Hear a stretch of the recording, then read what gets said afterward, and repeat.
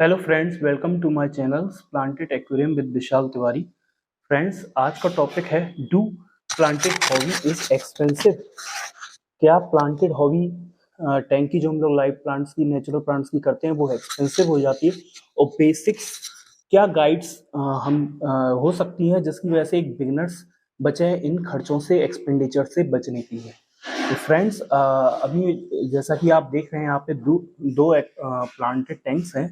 तो फ्रेंड्स, क्या होता है, जब भी हम लोग कोई इनिशिएट करते हैं, नया प्लांटेड टैंक्स बनाते हैं और नॉलेज नहीं होती है, तो शुरुआत में हम लोगों के बहुत सारी चीज़ों दिक्कत आ जाती है जिनकी वजह से एक्सपेंडिचर बढ़ जाता है। फॉर एग्जाम्पल, जब हम लोग कहाँ से प्लांट लें, क्या प्लांट्स लें, उन्हें लगाते हैं, 2-3 बार लगाते हैं, वो मेल्ट कर जाते हैं, वो ढंग से प्रॉपर ग्रो नहीं करते, और ग्रो कर भी जाए तो एल्गी आ जाती है, एल्गी कंट्रोल नहीं कर पाते, और हम लोग फाइनली सोचते हैं ये बहुत बेकार हॉबी है। और अगर हम लोग चाहते भी हैं तो कई बार लाइट्स पे या दूसरी चीज़ों पे अननेसेसरी एक्स्ट्रा खर्चा कर जाते हैं। CO2 दें नहीं दें, इसमें भी बहुत ज़्यादा कंफ्यूज रहते हैं फ्रेंड्स। तो इसके बारे में आज का टॉपिक मैं बनाने वाला हूँ फ्रेंड्स। तो इसमें स्टे ट्यून्ड रहिएगा, लाइक करिएगा, सब्सक्राइब करिएगा आपको वीडियो अच्छा लगे। फ्रेंड्स, पहली चीज़, आप जब भी प्लांटेड टैंक लगाते हैं तो आपके लिए ज़रूरत होती है सॉइल की। कई प्लांट्स होते हैं जो सॉइल पे ग्रो करते हैं। अनुबियास, ब्यूसीफिलांड्रा या मॉस ऐसी होती हैं जो वुड या दूसरी चीज़ों पे हो जाती हैं। अगर आप ज़्यादा यूज़ नहीं करना चाहते सॉइल, तो आप इन प्लांट्स को भी यूज़ कर सकते हैं एज अ बिगनर्स। और अगर आप सॉइल यूज़ करना चाह रहे हैं और CO2 नहीं अभी इस समय इनपुट करना चाहते हैं, तो आप यहाँ पे जो प्लांट देख रहे हैं, ग्रीन ग्रीन वीट जो दिख रहा है आपको, पल ग्रीन वीट, उसको भी लगा सकते हैं क्योंकि ये लो CO2 कंज्यूमिंग प्लांट होता है और ये भी इजीली लग जाता है। इसे कारपेट के लिए और बैकग्राउंड के लिए, दोनों के लिए लगा सकते हैं। फ्रेंड्स, बिगनर्स को फिर ये भी याद रखना चाहिए कि अगर वो शुरुआत में इस हॉबी में हैं तो शुरुआत में डच स्टाइल में ही प्लांटिंग करें, डेंसिटी में प्लांट्स लगाएं, ताकि उनके ग्रो करने के बारे में वो समझ सके और आगे फर्दर उससे दिक्कत नहीं आए, वो अपने हिसाब से प्लांट्स को अच्छे से मूव कर पाए। इसके अलावा फ्रेंड्स, हम लोग ध्यान रख सकते हैं लाइट का। जब भी आप प्लांटेड एक्वेरियम्स में लाइट लगाते हैं तो उसकी हमेशा ऊंचाई ज़्यादा रखिए, ताकि एल्गी कंट्रोल रहे और लाइट भी प्रॉपर आप दे पाए। अगर आप लाइट को बिल्कुल नीचे ब्लो तक करेंगे तो एल्गी भी बढ़ेगी।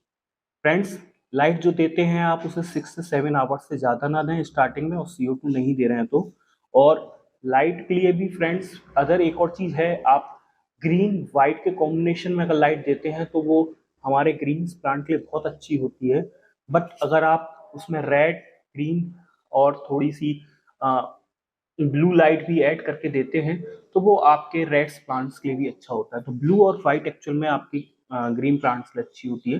तो इसमें जरूरी नहीं है बहुत एक्सपेंसिव आप लाइट अफोर्ड करें। जैसे कि ये वाली है मेरी 800 समथिंग की थी और ये मुझे सिर्फ 200 रुपये में पड़ी। तो जरूरी नहीं है कि लाइट आप एक्सपेंसिव लोगे तभी प्लांट ग्रो करेंगे। यहाँ पे भी आप देख सकते हैं कितने अच्छे से प्लांट ग्रो कर रहे हैं। तो फ्रेंड्स, इसके अलावा फिल्ट्रेशन, बिगनर्स को हमेशा ध्यान रखना चाहिए कि फिल्ट्रेशन एक्सटर्नल हो या फिर हैंग ऑन हो, ताकि वो आपके अंदर दिक्कत ना करे। अगर अंदर इंटरनल आप रखने वाले हैं फिल्ट्रेशन, तो वो आपको दिक्कत करेगा। अगर आप या तो फिर आप इनबिल्ट यूज कर लीजिए, जैसे मैंने इस वाले अपने टैंक में किया हुआ था, तो वो भी काफी अच्छे से काम करता है। बट इनका जो आउटपुट टैंक बल्ब होता है उसे हमेशा ऊंचाई पे रखें। अगर आप यूज करते हैं और सिलेंडर अफोर्ड करते हैं शुरुआत में, तो बहुत एक्सपेंसिव हो जाता है, लगभग 11,000 रुपये तक का आपका खर्चा आ जाता है। क्योंकि सिलेंडर में बस कुछ ज़्यादा चीज़ नहीं होती।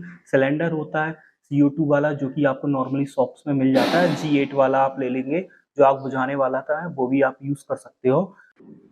इसके अलावा बिगनर्स याद रख सकते हैं कि अगर वो अपना सिंगल टैंक बना रहे हैं, फर्स्ट टाइम बना रहे हैं, तो वो प्लांट्स को कोशिश करें अगर सेम होम टाउन पे मिल जाए तो वो बहुत अच्छा होता है। क्योंकि इन्वायरमेंट चेंज होने से और वाटर कंडीशन चेंज होने पे भी प्लांट सर्वाइव नहीं करते हैं। तो शुरुआत में मेरा TDS बहुत ज़्यादा हाइक था, 500 से अबव था, जिसमें आपके प्लांट्स नहीं लग सकते, क्योंकि ये आपके मीठे पानी के प्लांट्स हैं। वेल यानी कि कुएं का पानी हुआ, या फिर आपको RO मिनरल वाटर हुआ। 80 से 100 200 तक के TDS, 300 के TDS में बहुत अच्छे से सर्वाइव करते हैं। तो प्लांट्स के बारे में अगर आप लगा रहे हैं तो इसका ध्यान रखिए, क्योंकि शुरुआत में 6 मंथ तक मैंने कई बार डैमेज हुए प्लांट नहीं ग्रो कर पाए इसी वजह से। इसके बाद प्लांट प्लांटेड टैंक ऐसा नहीं होता है कि विदाउट CO2 कौन से प्लांट होते हैं, सभी CO2 कंज्यूम करते हैं, बट कुछ प्लांट होते हैं वो बहुत कम CO2 में भी सर्वाइव करते हैं, जैसे अनुबियास, ब्यूसीफ्लांड्रास, मॉस, आपका त्रिपारिता, या फिर आप यहाँ पे और भी प्लांट्स देख सकते हैं जैसे कि ये पल वीट हो गया। बट अदर प्लांट जैसे कि लुडविक्स ग्रीन, लुडविक्स में आपका रेड हो गया, रोटाला ग्रीन, रोटाला HRA, ये सब आपके जो हैं लुडविक्स रेड्स हैं।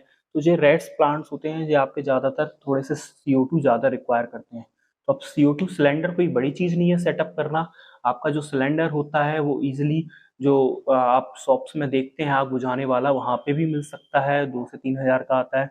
इसके ऊपर आप जो वॉल्व यूज़ करते हैं यानी कि रेगुलेटर, वो ऑनलाइन मंगा सकते हैं G8 का कोई भी। इसके बाद एक स्प्लिटर चाहिए पड़ता है और बाकी आप उसमें कर सकते हैं। बट आप शुरुआत में अगर इस तरीके का खर्चा नहीं करना चाहते तो बहुत सिंपल है, आप जेली मेथड मेरा देख लीजिएगा, उसे यूज़ करिएगा। तो ये एक सॉफ्ट में मैं बता देता हूँ, जैसे जेली आप लेते हैं 60-80 रुपए की एक जेली ले लेते हैं, उसे पानी में बनाते हैं, बॉटल को आप 80% पोर्शन में रख देते हैं, बाकी के पोर्शन में आप पानी, ईस्ट, बेकिंग सोडा की एक एक चम्मच डाल के और शुगर डाल के आप फिल कर देते हैं थोड़ा सा गैप करके। जो मैंने यहाँ पे देख सकते हैं ट्यूब्स यूज़ करते हैं, ऑक्सीजन ट्यूब्स यूज़ किए हुए हैं और ऑक्सीजन पाइप्स को जोड़ने के कनेक्टर्स होते हैं वो यूज़ किए हुए हैं। यहाँ पे 90% पानी रखिए ताकि ईस्ट की कणों को वो क्लीन कर दे। CO2 आपकी 72 घंटे कुछ में बनने लगती है, हल्के हल्के से बनती है, बट इसे अनस्टॉपेबल है, आप इसे रोक नहीं सकते, ये बनती रहती है कंटिन्यू। इसलिए मैंने यहाँ पे बल्ब लगा रखा है, जो मैं रात को खोल देता था तो हवा में CO2 चले जाती थी, तो मेरे प्लांट यानी कि फिशेस को दिक्कत नहीं होती थी। वहीं आप यहाँ देखेंगे मैंने 5 रुपए में सिर्फ इसका डिफ्यूज़र बनाया था, जो कि 500-600 तक का आता है। यहाँ पे मैंने 5 रुपए में बनाया था। मैंने यहाँ पे देखेंगे आप प्लास्टिक्स के जो ऑक्सीजन पाइप्स के एल्बोज होते हैं वो यूज़ किए हैं, बीच में एक छोटा सा मैंने एयर पाइप को लगाया हुआ है। यहाँ पे एयर पाइप पे मैंने जो सिगरेट का फिल्टर होता है वो लगा रखा था, तो इससे भी बहुत अच्छा यानी कि डिफ्यूज़र बन जाता है। उसकी कोई ज़्यादा कॉस्ट नहीं आती, ये आपका 100 रुपीज़ में ही तैयार हो जाता है। और जो CO2 भी आपका, अगर आपका 2 फीट का टैंक है तो उसके लिए पर्याप्त हो जाता है और मोस्टली 1 मंथ तक चल जाता है। तो 100 से 150 रुपए में आप चल जाओगे। बट अगर आप एक से अधिक रख रहे हैं टैंक्स, तो वो सिलेंडर्स ज़्यादा अच्छा होता है, क्योंकि वो आपका ऑलमोस्ट ईयर 200 रुपये में चल जाता है। तो फ्रेंड्स, इसके अलावा ये हॉबी हमें क्यों एक्सपेंसिव पड़ जाती है, क्योंकि सबसे ज़्यादा एक्सपेंसिव पड़ती है हमारे प्लांट्स की वजह से। दूसरा, हम लोग चाहते हैं कि किसी नेचर के पीस को अपने घर पे रखें और वो एवरग्रीन रहे। इसका मतलब ही वही है प्लांटेड हॉबी में होने का, कि हम लोग किसी हिल स्टेशन में या कहीं जाते हैं, कोई नेचर की ब्यूटी देखते हैं जिससे हम लोग बहुत प्रभावित होते हैं, इस तरह की ब्यूटी को हमेशा अपने घर पे एवरग्रीन रख पाना। तो हम इसमें एक्सपेंसिव स्टोन्स में, वुड्स में या दूसरे चीज़ों में भी खर्चा कर देते हैं। तो आपको ऐसा कुछ करने की ज़रूरत नहीं है। स्टोन्स आप अपने आसपास के अराउंडिंग के किसी भी हिल्स या डेकोरेटिव अच्छे से यूज़ कर सकते हैं, बट उनको 1 महीने तक वॉश अच्छे से कर दें, ताकि बैक्टीरिया, और ठंडे गर्म पानी में 1-2 बार अगर आप उनको डिप करेंगे तो सारे बैक्टीरिया मर जाते हैं। इसके अलावा स्नेल्स होते हैं, तो बिगिनर्स को हमेशा ध्यान रखना है, अगर वो प्लांटेड हॉबी में आ रहे हैं तो वो असैसिनेट स्नेल्स या जब प्लांट्स को उसमें रखें तो उनको अच्छे से साफ कर लें, या तो हाइड्रोजन के पानी में, या फिर उनको सॉल्ट के पानी में साफ करके ही इसमें डिप करके रखें। अदरवाइज स्नेल आपके काफ़ी नुकसान करने वाले हैं। तो उससे बचने के लिए या तो फिर आप स्नेल्स को इसमें वो एसेसिनेट स्नेल डाल सकते हैं, अदरवाइज आप इस तरीके का कुछ कर सकते हैं फ्रेंड्स। अब यहाँ पे फ्रेंड्स आप देखेंगे कि मैंने जो फिशेस रखी हैं, तो फिशेस हमेशा नैनो फिशेस रखें आप, क्योंकि अगर आप नैनो फिशेस रखेंगे तो आपको प्लांटेड टैंक में अमोनिया नहीं बढ़ेगा और प्लांटेड्स अच्छे से ग्रो करेंगे। और अगर आप कारपेट ग्रो कर रहे हैं तो बिगनर्स को हमेशा ध्यान रखना है कि फिशेस ऐड ना करें तो अच्छा है। एसेसनेट स्नेल्स इंट्रोड्यूस कर रहे हैं तो ठीक है, श्रिम्प्स कर रहे हैं तो ठीक है, बट अगर आप इसमें फिशेस रख रहे हैं तो आपका कारपेट ग्रो नहीं कर पाता है, बहुत दिक्कत होती है, जैसे मेरे इस वाले टैंक में हुआ है। या तो फिर आप इसको यानी कि एम्प्टी टैंक में ऊपर से कवर करके सिर्फ कारपेट को पहले अच्छे से ग्रो कर लें, फिर पानी फिलअप करें, अदरवाइज फिशेस ऐड नहीं करें आप। और फिल्ट्रेशन हमेशा आप अपना 24 आवर्स चलाएं। एक्सटर्नल अच्छा फिल्टर होता है आपका, या फिर मैंने अभी सन का फिल्टर जो कि हैंग ऑन है यूज़ कर रखा है फ्रेंड्स। तो फर्दर मैं इसकी बिगनर्स को एक और अच्छी सी सलाह देना चाहूँगा फ्रेंड्स, कि अगर आप प्लांटेड टैंक ले रहे हैं तो इसमें फर्टिलाइज़र वीकली और मंथली जरूर ऐड करें, क्योंकि फर्टिलाइज़र के बगैर प्लांट ग्रो नहीं कर सकते हैं, मे बी CO2 के बगैर कर जाए। तो फ्रेंड्स अब आप इसका एक क्लोज लुक एंजॉय करिए। अभी के लिए इतना ही। Thank you friends.